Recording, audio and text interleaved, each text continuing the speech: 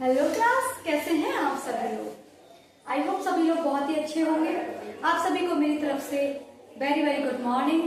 तो बताइए कैसी चल रही है आप लोगों की तैयारी, लगातार कर रहे हैं या नहीं कर रहे हैं। अपनी तैयारी में बिल्कुल भी ढील ना डालें। अगर आप लोगों ने तैयारी में ढील डाली तो उससे आप लोगों को ही लॉस होने वाला है। कुछ भी करें, पढ़ाई पर पूरा फोकस करें। मुझे पता है फेस्टिवल का सीजन खत्म हुआ है, अब शादियों का सीजन शुरू हो गया है। अप्रोक्स सबके घर में कहीं ना कहीं तो शादियों का माहौल बना ही रहता है। तो इन सब चीजों को भी करते हुए पढ़ाई पर भी पूरा ध्यान दें, अपनी पढ़ाई को पूरा करते रहें, जिससे कि आपको एग्जाम का प्रेशर ना आए। अगर आप लोगों ने अभी ढील डाल दी तो बेटा एग्जाम के टाइम पर एकदम से प्रेशर बन जाएगा आप लोगों के ऊपर। तो चलिए शुरू करते हैं आज का सेशन नए क्वेश्चंस के साथ। तो जैसा कि आप सभी लोग जानते हैं कि हम लोगों ने अब तक टोटल 3 क्वेश्चन पेपर, तीसरा चल रहा है, 2 करा दिए हैं और आज से हम लोग नए क्वेश्चन पेपर की तरफ बेटा बढ़ चुके हैं। कल हम लोगों ने नए क्वेश्चन पेपर में बेटा कुछ क्वेश्चंस करा दिए थे और आज हम लोग फिर से नए क्वेश्चंस लेकर आपके सामने हाजिर हैं। आई होप कोशिश करूंगी कि आज ही ये सैंपल पेपर पूरी तरह से खत्म हो जाए और कल से हम नए क्वेश्चन पेपर के साथ आपके सामने हाजिर हो जाए। तो कोशिश कर सकते हैं बाकी आगे देखा जाएगा कि क्या होता है। जितना हो सकेगा आज खत्म करने की कोशिश करूंगी, बाकी बचा हुआ कल कराने के बाद 4th क्वेश्चन पेपर शुरू कर दूंगी। बच्चों कोशिश कीजिएगा कि मेरे से मतलब मैं जो करा रही हूँ वो कर लीजिए। और अगर आप लोगों को ऐसा लग रहा है कि एक बार वीडियो देखने के बाद में सेकंड टाइम वीडियो देखने में थोड़ा वक्त ज्यादा लगता है, तो आप भी वही सैंपल पेपर खरीद कर लाए जो मेरे पास है। एनसीईआरटी बेस्ड है बेटा मेरे पास। मैं आप लोगों को दिखा सकती हूँ, ये वाला सैंपल पेपर खरीद लें और फिर इस वाले सैंपल पेपर को सॉल्व करना शुरू करते हैं। पहले मेरा वीडियो देखें और फिर एक एक करके प्रीवियस ईयर पेपर और सैंपल पेपर सारे लगा लें। बेटा गारंटी देती हूँ एक सिंगल क्वेश्चन आपका एग्जाम में छूटेगा नहीं, सारे क्वेश्चन करके आएंगे। तो चलिए बच्चों शुरू करते हैं नया सेशन नए क्वेश्चन के साथ। क्या है तो पहला क्वेश्चन उठा रही हूँ बेटा मैं। तो जो हमारा सैंपल पेपर है वो बेटा 3 चल रहा है, जिसमें मैंने पहला क्वेश्चन उठाया बेटा, इसमें हमसे समांतर माध्य पूछा गया है। क्या पूछा गया है बेटा? समांतर माध्य पूछा गया है, जिसमें हमें वर्ग अंतराल गिवन है, वर्ग अंतराल और सेकंड हमें बारंबारता गिवन है। तो चलिए बेटा वर्ग अंतराल लिख लीजिए, 0 से 10, 10 से 20, 20 से 30, 30 से 40, 40 से 50 और बेटा हमें जो बारंबारता आपको कितनी दे रखी है? 8, 12, 10, 11, 9। बेटा बारंबारता को हम क्या बोलते हैं? फ्रीक्वेंसी। क्या बोलते हैं हम? फ्रीक्वेंसी बोलते हैं। तो आई होप आप लोग इस क्वेश्चन को कर पाएंगे, क्योंकि मैंने आप लोगों को मीड मीडियन मोड तीनों से रिलेटेड क्वेश्चंस कराए हैं। अगर आप लोगों ने नहीं देखे हैं तो प्लीज जाइए वापस से पीछे वाले वीडियोस को सारे एक एक करके देख कर आइए। एक सिंगल डाउट आपका बच जाए तो मुझसे कहना, एक सिंगल डाउट नहीं बचेगा आपका। सारे के सारे चैप्टर्स मैंने घुमा दिए हैं। तो चलिए इस क्वेश्चन को देखते हैं कि कैसे होगा। देखिए सबसे पहले हम लोग को क्या करना होता है बेटा, इसमें से हमें सबसे पहले निकालना होता है x। क्या निकालना होता है? x। तो बेटा आइए सबसे पहले निकाल लेते हैं x। बेटा ये x जो है इसे मैं यहाँ लिख देती हूँ fi। हमें निकालना होता है xi। तो जब भी बेटा xi निकालना होता है तो क्या करते हैं, जो हमें वर्ग अंतराल गिवन है ना उसको जोड़ेंगे, अपर लिमिट और लोअर लिमिट दोनों को जोड़ते हैं और उसमें डिवाइड लगा देते हैं 2 का। तो चलिए बेटा करते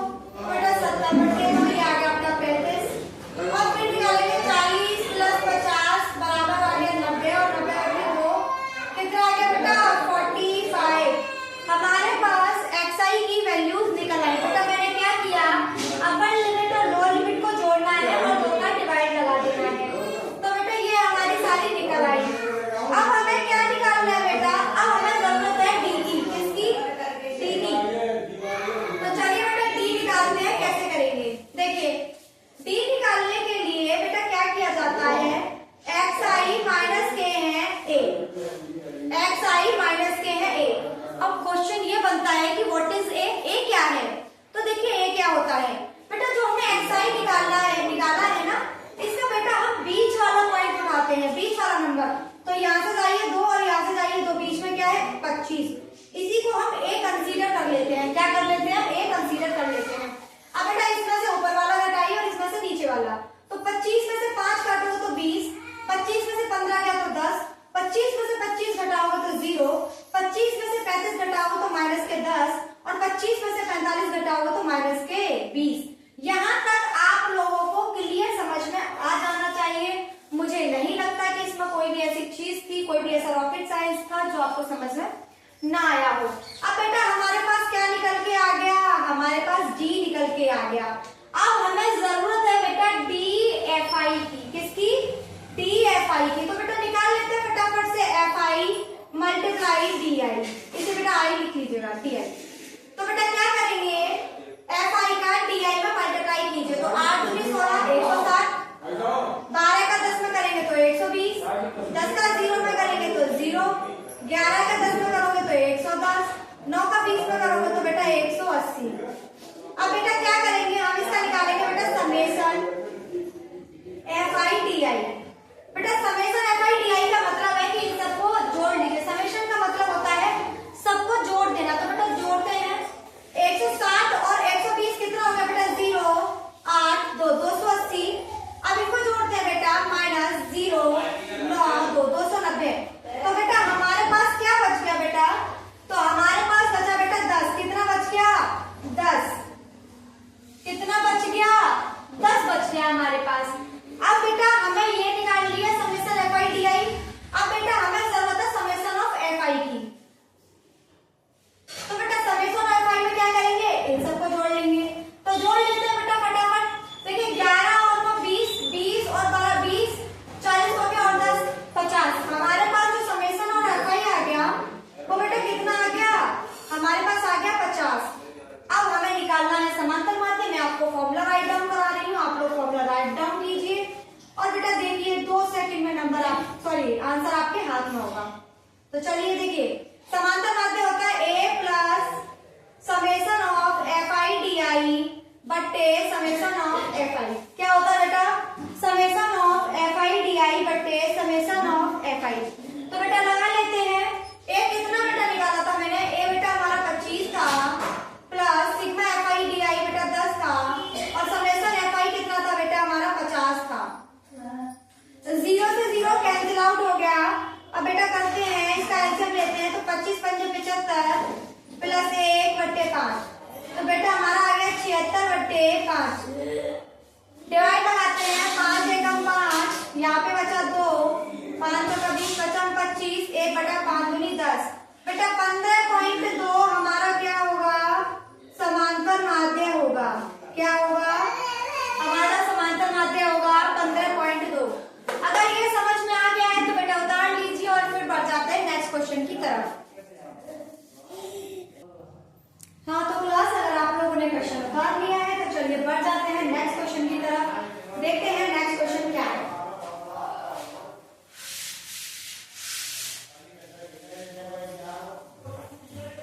देखिए बच्चों नेक्स्ट क्वेश्चन क्या है? तो नेक्स्ट क्वेश्चन है आप लोगों के लिए ये। उतारिए, सबसे पहले आप लोगों को कॉपी पर राइट डाउन करना है, उसके बाद में आंसर निकालना है। 3x square minus 6x plus 2 बराबर 0 के मूल ज्ञात कीजिए।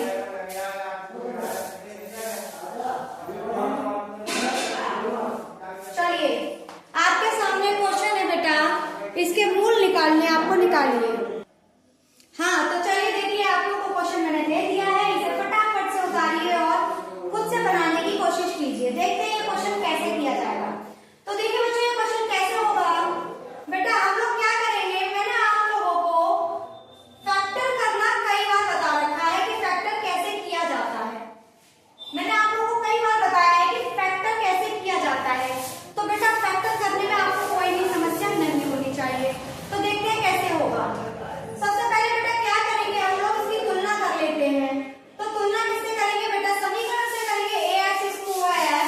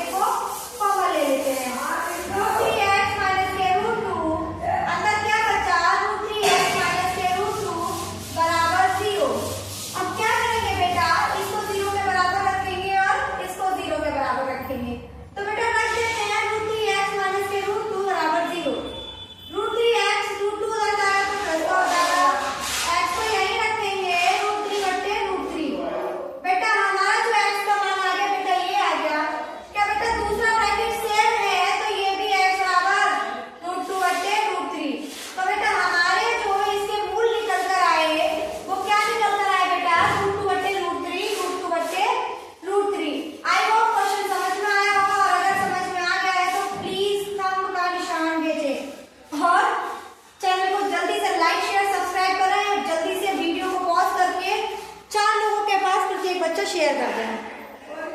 चलिए आगे का क्वेश्चन देखते हैं बेटा। आगे का क्वेश्चन क्या कह रहा है हमसे। अगर ये समझ में आ गया है तो फटाफट इसे उतार लीजिए और फिर बढ़ जाते हैं नेक्स्ट क्वेश्चन की तरफ।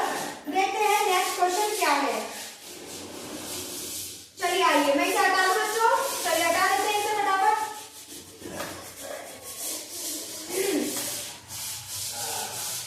चलिए तो इस वाले क्वेश्चन को राइट डाउन कीजिए क्या है बेटा। देखिए कई बार कई क्वेश्चन रिपीट हो चुके हैं तो मैं रिपीटेड क्वेश्चन को बार बार नहीं कराऊंगी। अब कोशिश करूंगी कि वही क्वेश्चन उठाऊं जो थोड़े डिफरेंट हो, क्योंकि हर सैंपल पेपर में कोई ना कोई रिपीटेड क्वेश्चन आ ही जाता है जो मैंने प्रीवियस ईयर में कराए हुए हैं।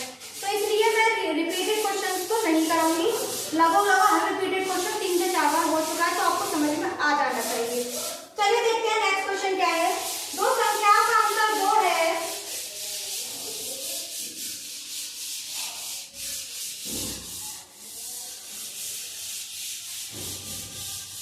दो संख्याओं का अंतर 2 है तथा उनके वर्गों का योग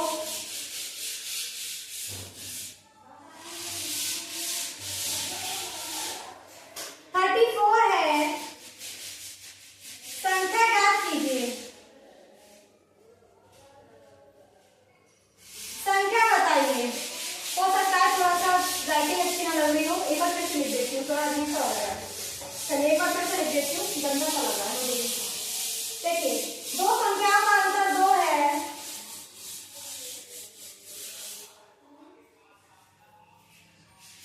दो संख्याओं का अंतर 2 है तथा उनके वर्गों का योग 34 है। तो संख्या ज्ञात कीजिए। बेटा हमें संख्या निकालनी है तो कैसे निकालेंगे देखते हैं। चलिए आइए देखते हैं कैसे निकाली जाएगी संख्या। तो बेटा हमें कोई संख्या गिवन तो है नहीं कि ये संख्याएं हैं, तो माना हम सबसे पहले क्या करेंगे, माना। अब देखिए मैथ एक ऐसी चीज है जिसमें हम अपनी तरफ से कुछ भी कंसीडर कर सकते हैं। तो माना दो संख्या x तथा y है। अब उसने बोला है उन दोनों संख्याओं का जो डिफरेंस है, जो अंतर है वो 2 है। तो बेटा x माइनस के y बराबर 2। और उसने कहा है इनके वर्गों का योग, यानी कि इसका वर्ग और इसका वर्ग और उन दोनों को जोड़ दे तो 34 के बराबर हो जाएगा। तो इसका वर्ग और इसका वर्ग और इनका योग जो है 34 के बराबर है। उसने बोला है x और y की वैल्यूज ज्ञात कीजिए। क्या बतानी है, x और y की वैल्यूज ज्ञात कीजिए। तो बेटा हम क्या करेंगे, मैंने क्या किया, इक्वेशन 1 इसे कंसीडर किया, इक्वेशन 2 इसे किया।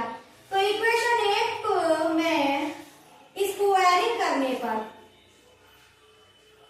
बेटा वर्ग करने पर, हिंदी वालों के लिए वर्ग करने पर, चलिए बेटा वर्ग कर देते हैं। x माइनस वाई का होल स्क्वायर बराबर 2 का स्क्वायर। तो a square plus b square minus के 2xy बराबर 2 का स्क्वायर 4। क्या हो जाएगा बेटा, 2 का स्क्वायर 4। अब क्या करेंगे, यहाँ देखिए x square plus y square किसके बराबर है, 34 के। तो बेटा मैं 34 लिख देती हूँ माइनस के 2xy बराबर 4। बेटा मैं क्या कर रही हूँ, 2xy को बराबर के उस तरफ ले जाऊंगी और 4 को बराबर के इस तरफ लाऊंगी। जब मैं बेटा इधर लाऊंगी प्लस का तो इधर आके किसका हो जाएगा, माइनस का, और माइनस को उधर ले जाऊंगी तो ये किसका हो जाएगा बेटा, प्लस का। 34 में से 4 घटाओगे तो कितना बचा बेटा, 30 बराबर 2xy। अब बेटा 2 का डिवाइड लगा दीजिए तो x की वैल्यू कितनी आ गई, xy की वैल्यू 15। अब बेटा हमें ये देखना है कि ऐसी कौन सी दो संख्याएं हैं जिनका मल्टीप्लाई करने पर तो 15 आ जाए और जिनको घटाने पर बेटा 2 आ जाए। तो बेटा वैसे तो मैं आपको आंसर इसका डायरेक्टली बता रही हूँ, 5 मल्टीप्लाई बाई 3 बराबर होता है 15 के, और 5 में से 3 घटा दोगे तो बेटा 2 आ जाएगा आपका। तो x और y की दोनों की वैल्यू 5 और 3 होगी, लेकिन मैं इसे आपको सॉल्व करके बताऊंगी जिससे कि आप एग्जाम में बिल्कुल वैसे ही करके आए, क्योंकि एग्जामिनर इस वाले आंसर को मान तो लेगा पर कंफर्म नहीं हो कि आपको पूरे मार्क्स दे। तो चलिए देखते हैं क्या करना है।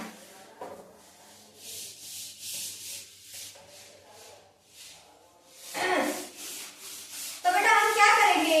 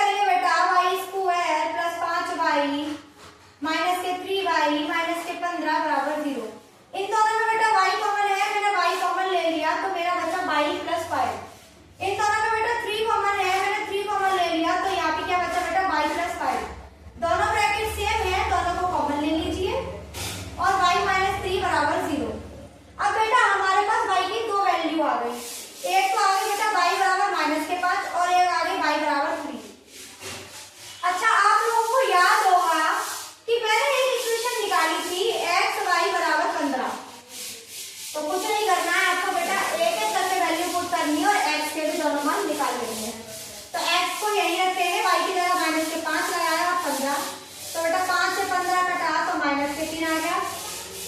अब बेटा मैं 3 लगाऊंगी, x इंटू 3 बराबर 15, तो बेटा आ गया 5। तो बेटा देखिए अगर x की वैल्यू y की वैल्यू 5 माइनस के 5 है तो x की वैल्यू बेटा माइनस के 3, अगर y की वैल्यू 3 है तो x की वैल्यू कितनी आएगी 5। यही बेटा आपका आंसर होगा। x और y की वैल्यू निकालने के लिए कहा था तो हमने दोनों वैल्यू निकाल दी है। आई होप आप लोगों को क्वेश्चन समझ में आया होगा कि ये क्वेश्चन कैसे करना था। अगर समझ में आ गया है तो बेटा फटाफट अपनी कॉपी पर राइट डाउन कीजिए और उसके बाद हम बढ़ेंगे नए क्वेश्चन की तरफ। देखते हैं नया क्वेश्चन हमसे क्या कह रहा है। चलिए मैं हटा दूं क्वेश्चन को।